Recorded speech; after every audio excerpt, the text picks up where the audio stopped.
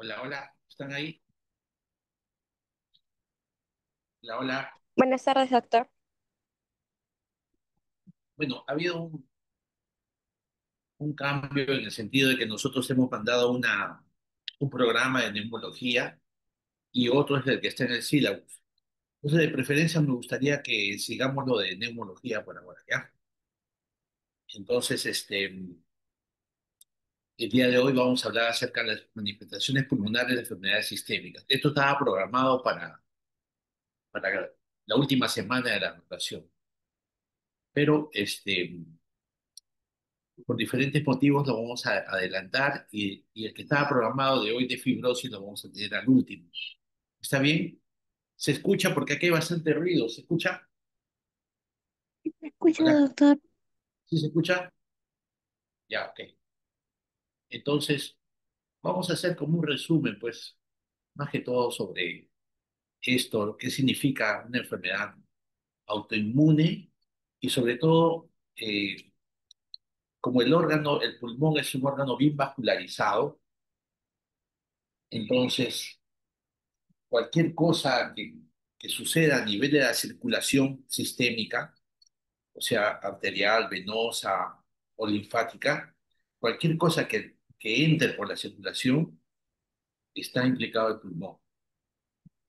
Porque el pulmón es un órgano bien vascularizado y todo llega al pulmón. Entonces, si hay una enfermedad sistémica autoinmune, el primer afectado va a ser el pulmón y el segundo afectado va a ser el riñón, porque son órganos bien vascularizados. Entonces, esa es la importancia del tema de hoy, de saber que, así como ustedes saben que hay enfermedades infecciosas, hay enfermedades neoplásicas, hay enfermedades vasculares, hay enfermedades inmunológicas, este tipo, hay enfermedades autoinmunes que se pueden manifestar y su primera manifestación va a ser en el pulmón. Y es una cosa importantísima porque tenemos que detectarlo a tiempo, porque estas enfermedades, cuando se detectan a tiempo, se puede dar un tratamiento, el paciente puede estar sin secuelas, pero cuando se detecta el último, ya el paciente hace secuelas, cicatrices crónicas y lleva a las enfermedades intersticiales, a la fibrosis pulmonar avanzada. Y ya un tratamiento antiinflamatorio no va a ser efectivo. Por eso es la importancia de este tema, de hacer un diagnóstico temprano de este tipo de enfermedades. O sea, en neumología no solamente es tuberculosis, no solamente es cáncer, no solamente es derrame pleural, no solamente es asma, EPOC, también son enfermedades sistémicas autoinmunes que se manifiestan de diferentes maneras, como vamos a ver ahora, ¿ya? Entonces, eso es lo que tenemos que tener en cuenta. ¿Qué cosa es autoinmunidad? O sea, ¿cómo es que cuál es el concepto de este tema de la autoinmunidad? El sistema inmune, o sea, nos ayuda para, digamos, combatir las infecciones, también el cáncer, o sea, algunas células diferentes que podamos tener. Pero el problema en la autoinmunidad es que el sistema va a mirar nuestros propios tejidos como extraños. O sea, es una cosa totalmente impensable, ¿no? El sistema inmune ve y ve nuestras proteínas y lo va a reconocer como si fuera extraño. Entonces, esto va a provocar que el organismo genere una respuesta y esta respuesta va a ser generar anticuerpos y la respuesta va a ser tratar de destruir nuestros cuerpos extraños. O sea, eso es un sistema autoinmune normal, la destrucción de cuerpos extraños. Pero ¿qué pasa en este tipo de enfermedades? Que las proteínas propias del organismo se la ven como extraños. Algo como el sistema político peruano, todo el mundo pelea contra todo el mundo. O sea, no hay planes comunes, no hay un objetivo común que es llevar, digamos, al país a estar mejor. No, cada uno quiere llevar agua por su molino y lo reconoce al otro como si fuera un enemigo. Entonces, igual, en estas enfermedades de autoinmunidad, estas enfermedades que vamos a hablar acá a uno en este momento, se, reco- se reconoce a las células, a las proteínas del cuerpo humano, pero como extraños.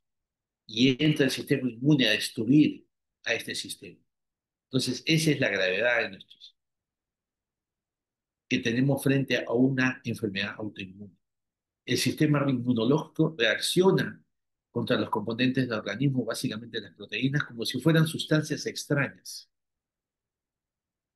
produciendo anticuerpos o mediante otro tipo de reacción. Y la reacción va a ser netamente una reacción inflamatoria severa, que va a ser progresiva y que se puede detectar a tiempo y se puede dar un tratamiento antiinflamatorio, ya sea con corticoides o inmunosupresores, y que pueden ser muy bien al paciente.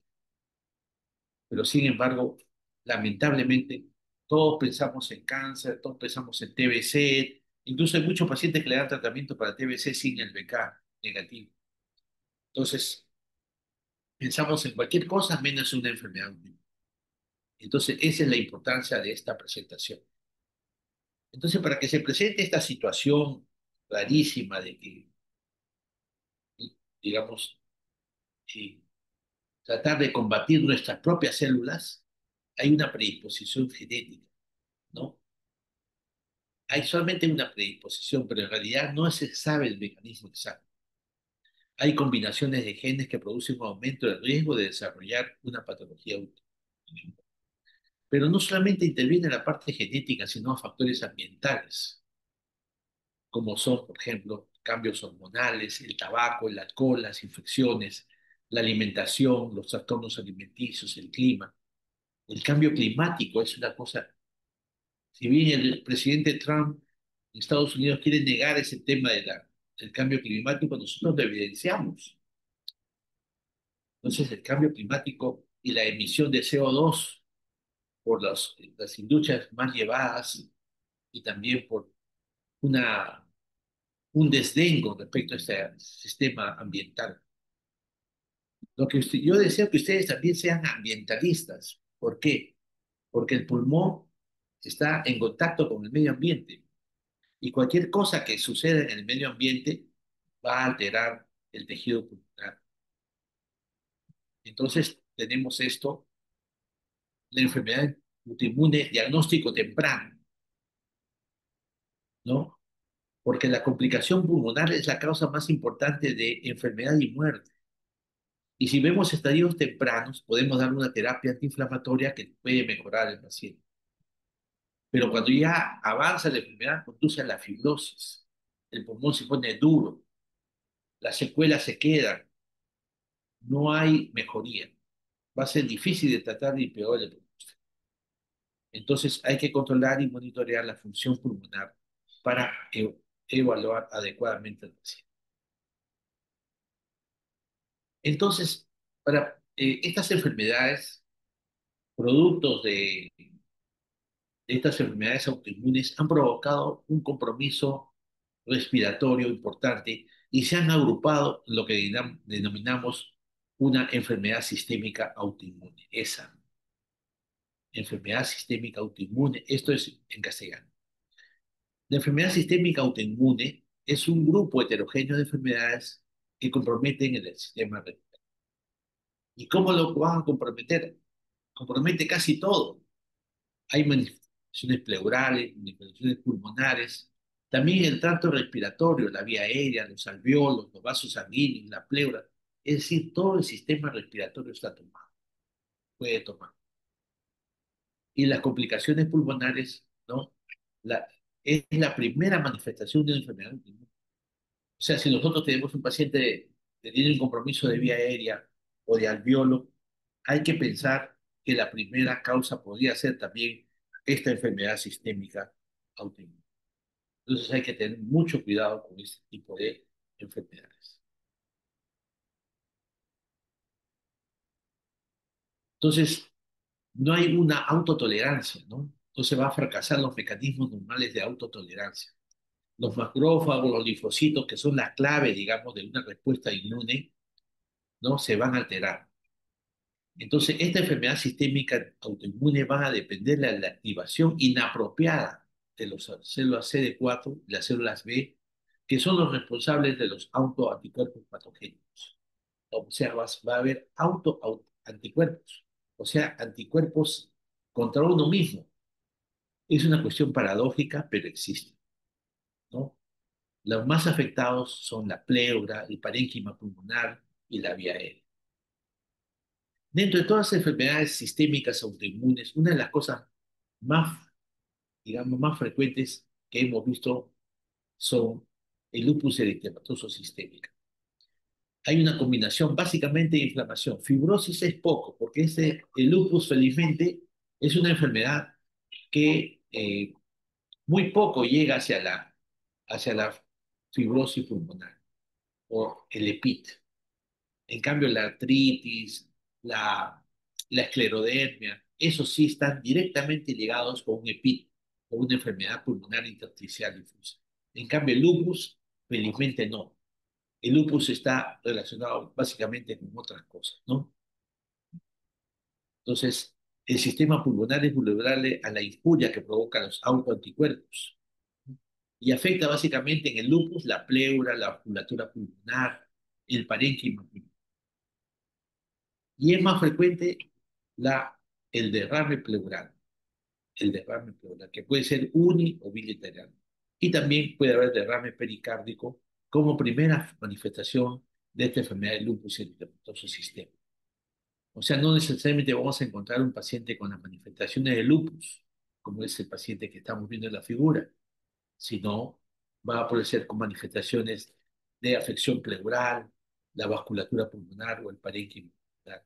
Entonces, ahí uno de nuestros diagnósticos diferenciales va a ser lupus.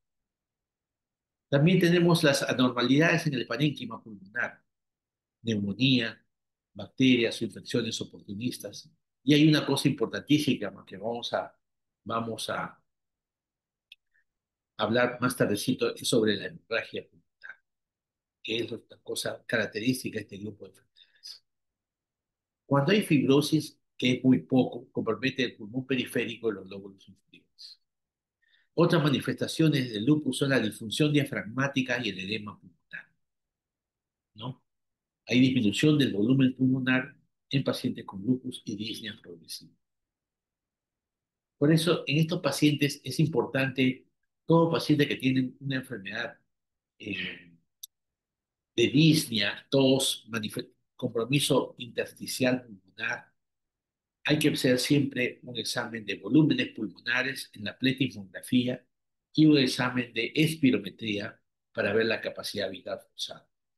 Y ahí ya podemos iniciar básicamente alguna posibilidad de que el paciente puede estar presentando esta enfermedad. Y hacer el diagnóstico del lupus, que ustedes ya lo han aprendido seguro en su rotación de reumatología, con todos los exámenes auxiliares que en el momento están y que generalmente es un panel reumatológico, donde ahí se tiene que ver cuáles son, digamos, qué pedir, qué solicitar en cuanto a enfermedades reumatológicas y básicamente. Pero la artritis es una enfermedad más común y más comúnmente también puede presentar enfermedades, compromiso pleuropulmonar. Y su manifestación más importante es la artritis reumatoide, que puede ser bilateral o persistir muchas veces. La característica del líquido pleural en la artritis es que la glucosa baja. Cuando ustedes tienen un derrame pleural, no solamente tienen que tener una sospecha clínica, radiográfica, tomográfica, ecográfica, sino también básicamente tener el líquido pleural acá en la mano, en un vasito, un frasquito, a través de la toracocentesis. Y el primer examen que deben hacer en el líquido pleural es un examen de citoquímico para ver cómo están las características bioquímicas del líquido pleural. Si la glucosa es baja en este líquido pleural, siempre pensar en un empiema, o sea, una infección. Pero si un líquido clarito, exudativo, claro, entonces no huele, entonces no es empiema. Y si la glucosa está baja, es una primera posibilidad que pueda tener un paciente. Es una buena pregunta de examen esto, ¿no? ¿Qué hallazgo podemos obtener en el líquido pleural de un paciente con artritis reumatoide? Los nódulos también reumatoideos pueden presentarte durante y después de la artritis. Pero lo más importante es la enfermedad pulmonar intersticial, que se presenta básicamente en pacientes con nódulos subcutáneos.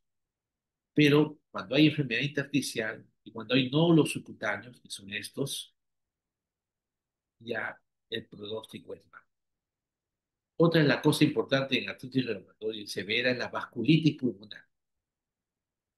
Y no se olviden que también tiene incidencia en bronquitis y bronquiectasis. Entonces, ese es el compromiso de pacientes con artritis reumatoide. El diagnóstico, lógicamente, de artritis no solamente es clínico, sino a través de todas las manifestaciones del panel reumatológico que vamos a pedir en pacientes con artritis. Viene un paciente que ya tiene una manifestación de eh, panalización leve, pero se está formando la panalización en pacientes con artritis reumatoide. Otra enfermedad importantísima es la esclerodermia, ¿no? Porque la esclerodermia no solamente se manifiesta a través de los dedos en salchicha, el síndrome de Raynaud, ¿no? Sino también las manifestaciones pulmonares, ¿no? Entonces es una enfermedad que puede ser silenciosa, pero sin embargo ya se manifiesta cuando hay daño orgánico severo. Enfermedad restrictiva porque es la que más empieza con fibrosis intersticial, ¿no? Hay incremento de macrófagos, neutrófilos, linfocitos que invaden al pulmón y tienen un patrón histológico de neumonía intersticial usual.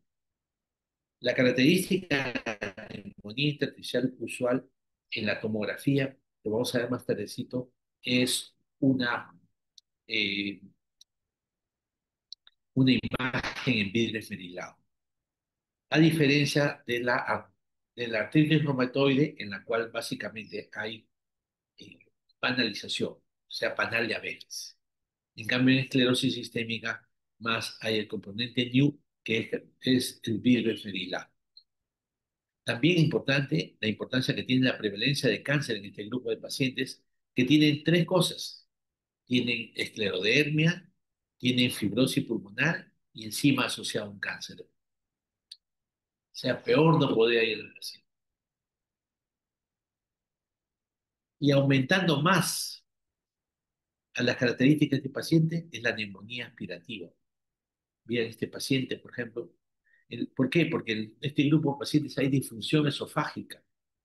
Entonces puede haber microaspiraciones, no solamente alimenticias, sino también de secreciones de la boca. Y esto puede provocar una neumonía aspirativa, una complicación más de la esclerosis sistémica. Miren la esclerodermia, hay compromisos, puede haber mixtos también. Acá hay bronquiectasias, acá tenemos panalización y también un poquito de vidrio esmerilado. Entonces, no se olviden la esclerodermia y fibrosis pulmonar, que es una cosa bien cercana. Esta fibrosis todavía no hay una explicación de cómo se realmente el daño pulmonar que se provoca básicamente porque debido a la activación de una población, una cascada de la población y activación de fibroblastos que va a conducir a la fibrosis del parénquima pulmonar. O sea, esa es una cosa importante. Todo lo que es fibrosis tiene que ver con el parénquima, el tejido pulmonar, el intersticio pulmonar. O sea, entre alveolo y alveolo se forman una serie de fibroblastos que van a poner el pulmón blanco. Es una cosa seria la fibrosis. Otra de las enfermedades importantes es la polimiositis y dermatomiositis, que es lo que provoca, ¿no? Básicamente compromiso muscular. No compromete pleura ni vía aérea, pero es importante la neumonía aspirativa porque hay debilidad muscular faríngea. Entonces, ustedes cuando tengan un paciente con neumonía aspirativa, piensen en esclerodermia, piensen en polimiositis, ¿ya? Entonces siempre es importante tener en cuenta. Y también el compromiso diafragmático, ¿no? Como no hay adecuada contracción muscular, ¿no? Se eleva los diafragmas, reducen los volúmenes pulmonares, hay atelectasias basales, ¿no? Entonces hay que tener mucho cuidado. Y también una fibrosis intersticial compromete las bases pulmonares, como está mostrando en la figura. Entonces no se olviden polimiositis y dermatitis. Una de las enfermedades que se ha presentado cada vez mayor es el síndrome de Sjögren, ¿no? Compromete las glándulas exocrinas, la vía aérea superior. Hay una sequedad no solamente de la mucosa nasal o ocular, sino también de la produce fibrosis pulmonar, comprometiendo los lóbulos inferiores. Puede producir también derrame pleural y fibrosis con neumonía intersticial linfoide. O sea, no se olviden que esta enfermedad también puede provocar compromiso pulmonar. Pero hay otras enfermedades que ustedes ya lo han visto según en reumatología, es la enfermedad mixta del tejido conectivo. Esta enfermedad sistémica autoinmune, este es de las siglas en inglés, trastorno generalizado del tejido conectivo, presencia o alto título de anticuerpos. No es necesario conocer esto. Hay disminución del test de monóxido de carbono, ¿no? O sea, es una cosa importante en este grupo de enfermedades intersticiales. Espirometría, volúmenes pulmonares para ver la capacidad pulmonar total. No, espirometría para ver la capacidad vital. Pletismografía, volúmenes pulmonares para ver la capacidad pulmonar total. Y el test de difusión de monóxido de carbono que nos va a indicar qué porcentaje de pulmón está funcionando. Todo esto se debe hacer en un paciente que tenemos como enfermedad restrictiva. Esta enfermedad tiene elevados complejos inmunes, provocan daño en la membrana duodecapular y de la injuria del tejido. Por eso que se forma la fibrosis pulmonar, enfermedad pulmonar intersticial en la enfermedad mixta del tejido conectivo. Estábamos hablando de vasculitis, y una de las vasculitis más importantes que tenemos, esta es la granulomatosis con poliangeitis, antiguamente llamada granulomatosis de Wegener, ¿no?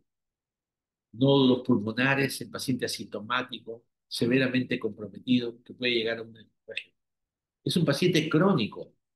Estas imágenes de ruptura del paladar y compromiso de la nariz son imágenes avanzadas ya de enfermedad. Paciente que tiene tos crónica, imágenes pulmonares y laterales, incluso se le han dado tratamiento para TBC con BK negativo, erróneamente, y el paciente sigue mal, múltiples nódulos, incluso los nódulos se pueden cavitar, como este caso, por ejemplo, vean, nódulos pulmonares que se cavitan, hacen niveles, hacen el diagnóstico de absceso pulmonar, le dan tratamiento con antibióticos, el paciente no mejora, es decir, una calamidad. Y pasan los meses, más 5 meses, 6 meses, 8 meses, y alguien más astuto le encuentra una lesión, ya sea en la nariz, le encuentra una lesión en el labio o en las manos, una lesión vascular, hace una biopsia y se encuentra que es una enfermedad de tipo de granulomatosis con polianquitis. Este tipo de pacientes se va a beneficiar con tratamiento esteroideo y inmunosupresores. Otras enfermedades también de tipo vasculitis son la enfermedad de Church-Strauss. Se compromete el pulmón, ¿no? Más del 90% tiene historia de asma, es un aporte importante. Ahora, no van a pensar en todos los pacientes que tienen asma, hay que pedir exámenes para Church-Strauss, pero siempre pensar, sobre todo en aquellos que no mejoran. Hay angeitis, vasculitis granulomatosa necrotizante en pacientes con asma. Tienen eosinofilia, fiebre, rinitis alérgica. Tienen nódulos, pero sin cavitación, a diferencia del anterior. Hay una fase alérgica que dura meses a varios años Ya pues ya hay una infiltración tisular de eosinófilos y la fase de vasculitis afecta la piel, corazón y pulmones. Una afectación sistémica. Miren cómo es la afectación ya, ¿no? A nivel de la piel, una biopsia de esta lesión nos va a llegar al diagnóstico. Por eso, estas enfermedades vasculares, estas enfermedades inmunológicas se detectan básicamente con la biopsia. Y las biopsias tienen que ser del sitio más cercano, más accesible, en este caso de piel, donde vamos a encontrar un compromiso eosinófilo importante. Eosinófilo. Miren, un compromiso eosinófilo del área donde está la biopsia. Hay asma, eosinofilia mayor del 10%, neuropatía vasculítica, infiltrados pulmonares, miositis, mialgias, artralgias, fiebre, pérdida de peso, o sea, manifestaciones generales que nadie podía pensar, pero una biopsia es característica. Nosotros debemos acostumbrarnos a biopsiar todo, todo lo que se pueda biopsiar se debe biopsiar para llegar a un diagnóstico definitivo. Hay infiltrados pulmonares periféricos, hay que hacer una tomografía, inflamación del vidrio esmerilado, broncofidoscopía para lavado bronquialveolar, donde va a encontrar una eosinofila marcada. La biopsia, como les he dicho, puede ser de la piel, del riñón, del pulmón. En lo que vamos a ver lo que hemos visto, infiltración eosinofílica en los tejidos. Corticoides y ciclofosfamida, pues va a ser totalmente importantísimo. También se da cotrimoxazol profiláctico. Entonces, buen pronóstico es una enfermedad localizada en pulmón si hay buena respuesta a esteroides, pero hay que tener en cuenta que también puede afectar al riñón y ahí sí puede llegar hasta la insuficiencia renal crónica. Hay enfermedades de vasos pequeños asociados a complejos inmunes, que es la enfermedad de Bush-Patch. Hay depósitos lineales de inmunoglobulina G en la base de las membranas de los alveolos y los glomérulos. ¿Cuál es lo más importante de esto? Detectar estos anticuerpos antimembrana glomerular basal en sangre. O sea, los diagnósticos son cada vez más posibles. Antes ni habíamos posibilidad de detectar estos anticuerpos. Hay que tener en cuenta que provocan hemorragia alveolar, glomerulonefritis. Y el paciente presenta hemoptisis en 80-90%. Hay una cosa importante, hemorragia alveolar y glomerulonefritis. O sea, este grupo de enfermedades no solamente afecta al pulmón, sino afecta al riñón. Y esto hace lo que llama el síndrome pulmón-riñón. Cuando afectan estas enfermedades de pulmón-riñón, siempre hay que pensar en este grupo de enfermedades. No se olviden que siempre debe pedir un examen de orina a estos pacientes. Hay que pedir el examen de orina. Y una hematuria en orina nos puede orientar a este grupo de enfermedades. ¿Cuántos pacientes hemos visto que solamente con un examen simple de orina hemos llegado a un diagnóstico?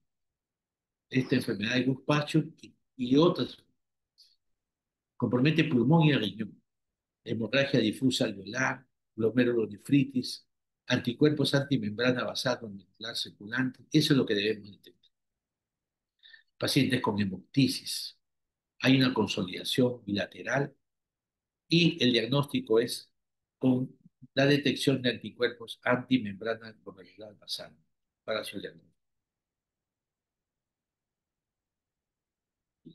Viene un glomérulo sano y una glomerulonefritis y una eh, gran proliferación de anticuerpos y daño de complemento. Hay una membrana basal y eso puede provocar una alteración. Un ratito, me dejan un momentito, vamos a hablar sobre hemorragia alveolar difusa. Un segundito.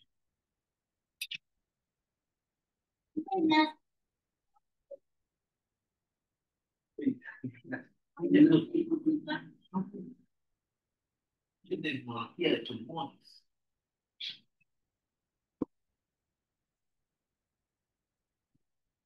Ya, listo. Entonces, la hemorragia alveolar difusa. ¿Se escucha ahí? ¿Se escucha? ¿Están ahí o todavía? Sí, doctor, sí se escucha. Y doctor, si se le escucha. La hemorragia alveolar, o sea, miren cómo las imágenes, ¿no? Alveolares. No se olviden que en la placa de pulmones siempre vemos imágenes nada más, no vemos TBC, no vemos cáncer, son imágenes. Y las imágenes pueden ser infiltrados, pueden ser nódulos, pueden ser masas, puede ser infiltrado alveolar, ¿no? Estamos viendo infiltrado alveolar. El sangrado de los alveolos es a menudo una característica de vasculitis de estos vasos. O sea, hay sangrado, pero ese sangrado se va a los alveolos. Esta sangre tiende a permanecer en los pulmones y no es expectorada porque ella está encapsulada en los alveolos. Entonces la insuficiencia respiratoria de este paciente es severa. Pacientes ya ameritan ir a cuidados intensivos y hacer una ventilación mecánica. Hay disnea lentamente progresiva, hemoptisis, ¿no? Entonces no se olviden el soporte ventilatorio en este tipo de pacientes. Entonces, paciente con consolidado, disnea severa, que va a cuidados intensivos, siempre piensen que ha tenido una enfermedad autoinmune o una vasculitis pulmonar que le puede haber llevado a esta enfermedad. Y hemoptisis, descoloración brusca, disnea, tos, artralgias, mialgias, sinusitis, vasculitis, cualquier cosa que la vayan en la piel nos va a ayudar un diagnóstico. Ya desde el día de ayer o de anteayer le estoy diciendo que el médico tiene que ser bien mirón, pero en el buen sentido de la palabra. Por ejemplo, ahora no me he afeitado ni mi barba, pero no tengo lesiones ni erupciones. Cualquier lesión o erupción diferente a lo normal tiene que ser biopsiado. También hay episcleritis, úlcera corneal. Entonces, todo es lo que nos lleva, es la imagen anatomopatológica del compromiso del sangrado dentro del alveolo, un compromiso de insuficiencia respiratoria severa. ¿Qué provoca estas imágenes alveolares? Provoca enfermedad de Busch-Pachu, característica, la granulomatosis con poliangeitis, que es lo que antiguamente llamamos entonces de Wegener, lupus eritematoso sistémico, artritis reumatoide, poliangeitis, esclerosis sistémica progresiva y poliarteritis. Entonces, la segunda pregunta del examen es, señale usted cuáles presentan hemorragia alveolar difusa, excepto, vamos a poner acá todo esto, vamos a poner excepto TBC, por ejemplo, tuberculosis, ¿no? Neumonía no provoca eso. Una EPIT no provoca. Un EPOC no provoca esto. Entonces, ya se olviden, hemorragia alveolar difusa, piensen en guzpacho, entonces de Wegener, lupus, artritis, poliangeitis microscópica, esclerosis sistémica, ¿ya? Las pruebas siempre debemos pedir una placa de tórax para saber si hay invitados pulmonares, hemorragia alveolar, una tomografía, un hemograma simple, donde hay PCR, BCG, un análisis de gases en sangre, el ANCA, no se olviden, porque es diagnóstico, por ejemplo, del ANCA-C en la granulomatosis de Wegener, aunque ANCA-P es positivo el 5 a 10%, examen de orina, no dejo de. Nosotros los neumólogos nos hemos acostumbrado a placa de pulmones, tomografía, ecografía, etcétera. Pero un simple examen de orina nos puede orientar a que estamos en un síndrome pulmón-riñón. Prueba de función pulmonar, radiografía de senos paranasales, es una cosa importante porque el Wegener también presenta sinusitis y las biopsias. No me canso en repetir. Biopsia de piel, biopsia de nariz, biopsia renal y al final, si es posible, una biopsia pulmonar, ya sea con, a través de la broncoscopía o a través de una biopsia directa con aguja al pulmón. Ya vamos a terminar, que estamos en un ambiente medio hostil, que estamos en un consultorio que quieren entrar, hay una bulla afuera, toda una desgracia. Si alguien puede tomar una foto para ver cómo sale me lo manda al WhatsApp, ¿ya? Para ver cómo sale esta imagen. Anemia, dice. ¿Cómo sé que mi hijo tiene anemia? Ahí sale en la pantalla. ¿Se ve? Sí, Hola, un hola, poco se está. ve, doctor. ¿No se ve? ¿O se ve Sí o se no ve se un ve? poco. Ya, ya. Mándenme una foto. Es la primera vez que hablo en esta sala. Ya, espondilitis anquilosante. El compromiso pulmonar se encuentra en el 50-85% de los pacientes. O sea, también provoca compromiso pulmonar. Pero tiene manifestación alta, arriba, apical. Hay enfisema, bronquiectasias, engrosamiento pulmonar.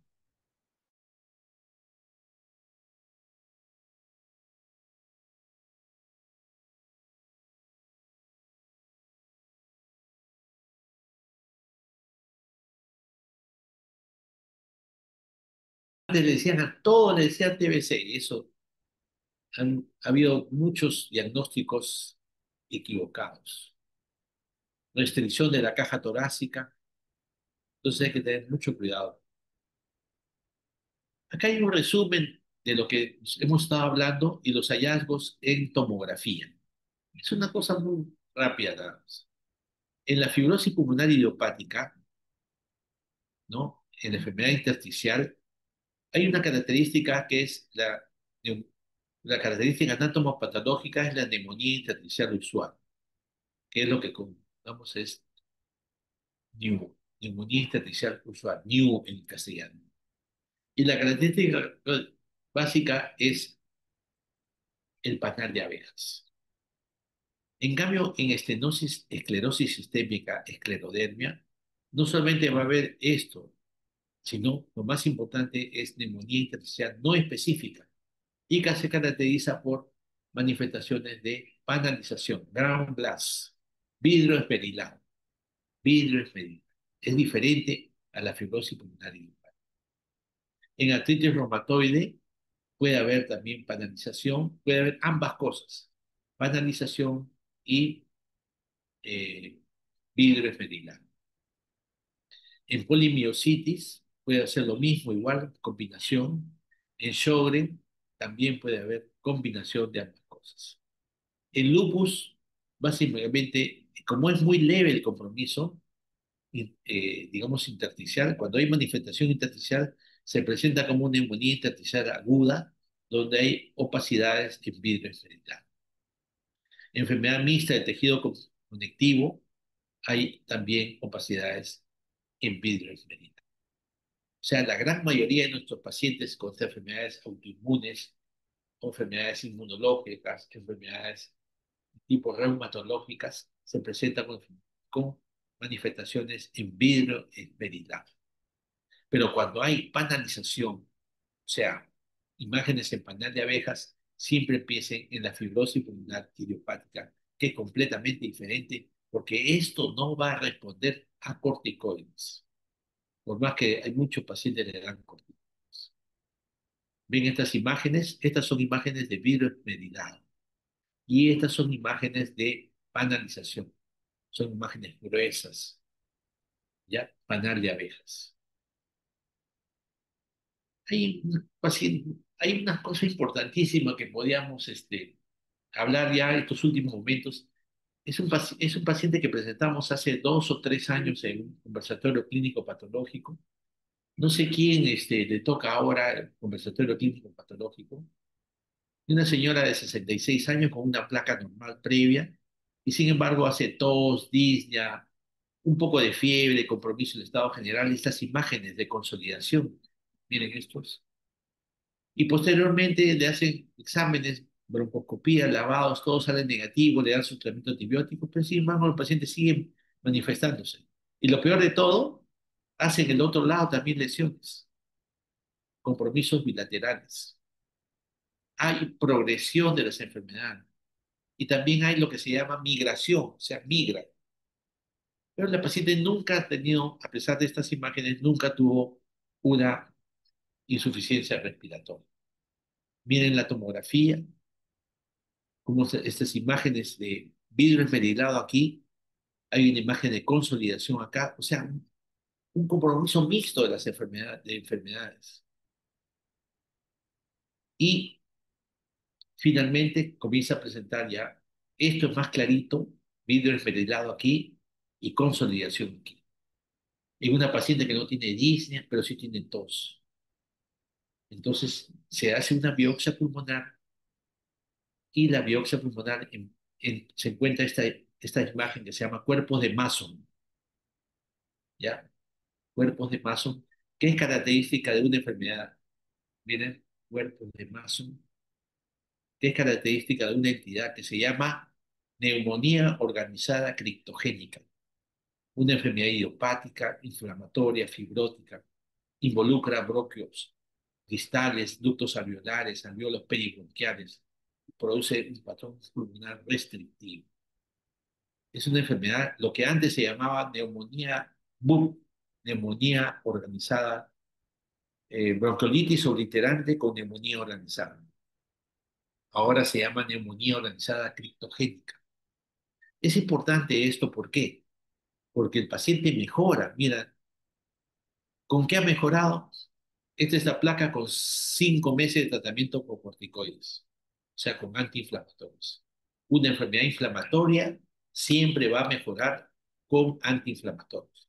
El asma es una enfermedad inflamatoria, mejora con antiinflamatorios, básicamente corticoides por vía inhalatoria. Esta enfermedad del COP, ¿no? Que es la antes se llamaba bronquiolitis obliterante con neumonía organizada, es una enfermedad inflamatoria que mejora con corticoides. Y ahí está la evidencia de la placa redonda.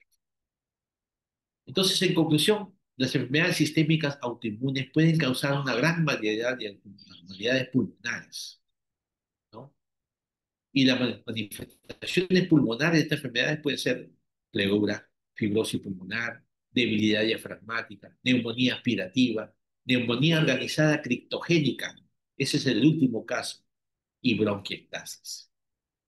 Artritis reumatoide y el lupus eritematoso son las causas más comunes de enfermedades inmunológicas que afectan a la cavidad pulmonar, o sea, que provocan derrame pulmonar. Ya saben que una de las preguntas es el artritis reumatoide en cuanto a la glucosa baja. La enfermedad pulmonar intersticial es cada vez más frecuente y es una serie de complicaciones de estas enfermedades sistémicas autoinmunes. Por eso, cuando nosotros vemos a un paciente que le dimos, es una fibrosis. Ahora, cuando decimos fibrosis, es decir, es un paciente que tiene, es como decir fiebre. O sea, no sabemos la causa de la fiebre. Igual, la fibrosis puede ser por múltiples causas. Y una de las causas son estas enfermedades sistémicas autoinmunes. Esta es una foto del grupo que presentamos hace 3 años en el conversatorio clínico patológico. Y fue un casazo, y fue muy bien presentado. No sé si este año nos toca, y si es así, me gustaría ir ya preparando el tema. Muy bien, muchas gracias por su presencia y estaremos en contacto en cualquier momento. May, disculpe las incomodidades, pero he tenido que improvisar en este sitio. ¿Está todo bien? ¿Se escucha ahí? Sí, Sí, doctor. doctor, gracias. Muy Gracias. bien, entonces nos seguimos viendo el día de mañana, jueves. Estaré allá en el Hospital Revalidati 8:30. Y nos vemos, cuídense. Gracias, doctor. Doctor, muchas gracias. Muchas Buenas gracias, tardes. doctor. Nos Muchas estamos gracias. viendo. Buenas Chao, tardes. chao, hasta luego.